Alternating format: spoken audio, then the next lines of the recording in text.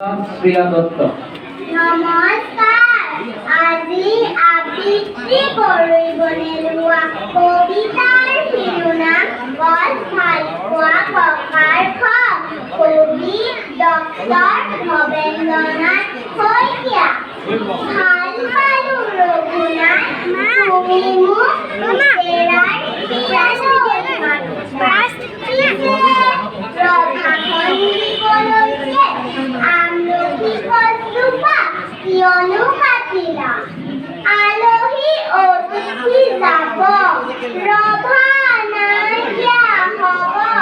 বোৱাৰীয়ে ঘৰখন দিব সিপুৰাই।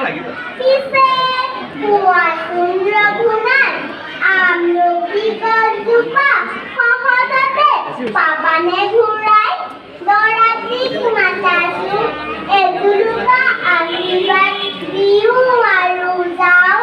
গছজোপা কটা বাবে লুচি ভাজি ৰসগোল্লা একোকে নেখাওঁ। নমস্কাৰ।